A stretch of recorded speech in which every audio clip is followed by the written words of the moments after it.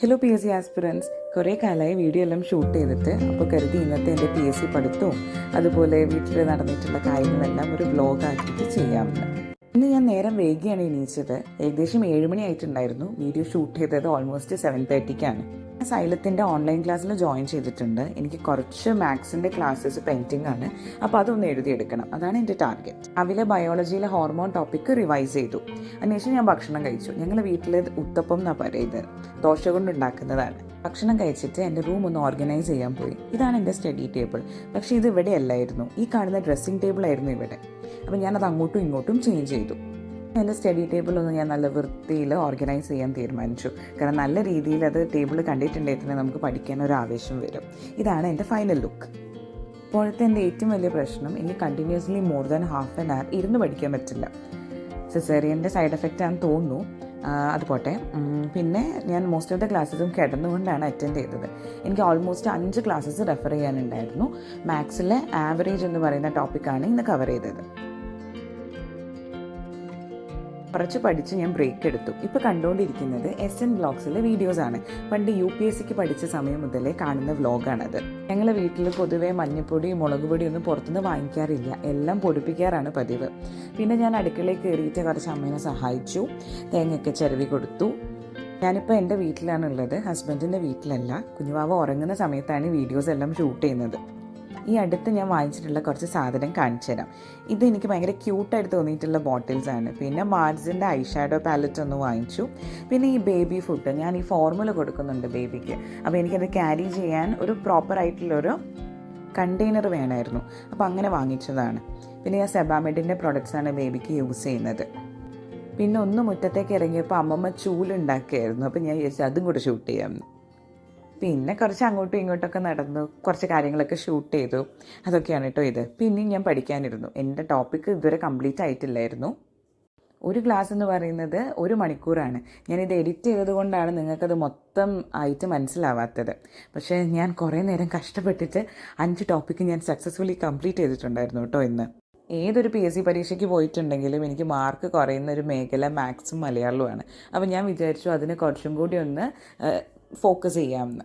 പിന്നെ പഠിച്ച് വൈകുന്നേരമായി. പിന്നെ പുറത്തേക്ക് ഇറങ്ങിയപ്പോഴുണ്ട് അമ്മമ്മ കുരുമുളക് നന്നാക്കുന്നു. ഞങ്ങളുടെ വീട്ടിലെ കുരുമുളകാണ് കേട്ടോ. ഞങ്ങളുടെ വീട്ടിൽ അത്യാവശ്യം മരങ്ങളും എല്ലാം ഹരിതാഭയും പച്ചപ്പും നിറഞ്ഞൊരു സ്ഥലമാണ്. ഞാൻ നിങ്ങൾക്ക് കാണിച്ചു തരുന്നുണ്ട് അടുത്ത വീഡിയോസ്.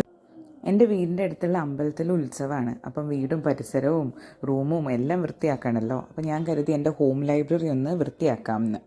പണ്ട് മുതലേ എനിക്ക് വായനാശീലമുണ്ട്. അപ്പോൾ കിട്ടുന്ന സമയത്തെല്ലാം ഞാൻ പുസ്തകങ്ങൾ വാങ്ങിക്കാറുണ്ട്. പിന്നെ അതൊക്കെ ഓർഗനൈസ് ചെയ്ത് കഴിഞ്ഞു. ഞാൻ വീണ്ടും പഠിത്തത്തിലേക്ക് വന്നു. എനിക്ക് മാർച്ച് 14th വരെയോ ഈ ക്ലാസ്സസ് അവൈൽ ചെയ്യാൻ പറ്റുള്ളൂ. ഞാൻ എന്നോ ജോയിൻ ചെയ്തതാണ്. അപ്പോൾ ഞാൻ കരുതി എന്തായാലും മാർച്ച് 14th പറ്റുന്ന പോലെ പോർഷൻസ് കംപ്ലീറ്റ് ചെയ്യാമെന്ന്. ബാക്കി എല്ലാ ക്ലാസ്സസ് നമുക്ക് സ്കിപ്പ് ചെയ്ത് പോകാൻ പറ്റും. പക്ഷേ മാത്സിൻ്റെ കാര്യം അങ്ങനെയല്ല. ഒന്നാമത് ഞാൻ മാത്സ് സബ്ജക്റ്റിൽ വീക്ക് ആയതുകൊണ്ട് എനിക്ക് എല്ലാം അങ്ങനെ ക്ലിയർ ആയിട്ട് മനസ്സിലാവണം. അപ്പോൾ എനിക്ക് മനസ്സിലാവാത്തത് ഞാൻ വീണ്ടും കേൾക്കും. അങ്ങനെയാണ് ഞാൻ പൊതുവെ മാത്സ് എഴുതാറുള്ളത്. ഞാൻ ജോഗ്രഫിക്ക് മാത്രമല്ല മാത്സ് പഠിക്കുന്ന സമയത്തും ഞാൻ കളർ പെൻസാണ് യൂസ് ചെയ്യാറുള്ളത്. ചിലപ്പോൾ നമ്മൾ ആ നിമിഷം പഠിക്കുമ്പോൾ നമുക്ക് ഓർമ്മയുണ്ടാവും.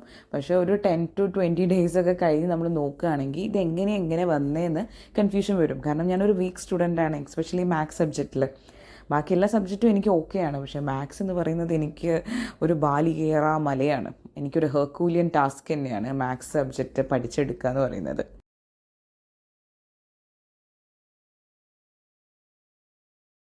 ഇനി ഞാൻ ഫ്ലിപ്കാർട്ടിൽ നിന്ന് വാങ്ങിച്ചിട്ടുള്ള കുറച്ച് ടോയ്സ് നിങ്ങൾക്ക് കാണിച്ചു തരാം കേട്ടോ. എനിക്ക് ഈ സോഫ്റ്റ് ടോയ്സൊക്കെ ഭയങ്കര ഇഷ്ടമാണ്. ഇത് ഭയങ്കര റേറ്റ് കുറവുള്ള സമയത്ത് ഞാൻ വാങ്ങിച്ച ടോയ്സാണ്. പക്ഷേ എനിക്കിപ്പോൾ അത് ഹെൽപ്ഫുള്ളായിട്ടോ. അപ്പോൾ ഞാൻ വെറുതെ നിങ്ങൾക്ക് കാണിച്ചു തരാൻ വിചാരിച്ചു. ഇങ്ങനെയാണ് ഞാൻ ഓർഗനൈസ് ചെയ്തിട്ടുള്ളത്. ഞാൻ പറഞ്ഞല്ലോ ഞാൻ റൂമെല്ലാം വൃത്തിയാക്കി എന്നുള്ള കാര്യം. അപ്പോൾ ഇങ്ങനെയാണ് എൻ്റെ റൂം ഞാൻ ഓർഗനൈസ് ചെയ്തിട്ടുള്ളത്. പിന്നെ എനിക്ക് കുറച്ച് ഡ്രസ്സ് അലക്കാനുണ്ടായിരുന്നു. അങ്ങനെ ഡ്രസ്സെല്ലാം അലക്കി. പിന്നെ ഞങ്ങൾക്ക് സന്ധ്യാനേരത്ത് വേറൊരു അമ്പലത്തിൽ നാഗപ്പാട്ട് ഉണ്ടായിരുന്നു. അപ്പോൾ അതിന് പോകണം. അപ്പോൾ അതിന് വേണ്ടിയിട്ട് കറികളൊക്കെ ആദ്യം തന്നെ ഉണ്ടാക്കി.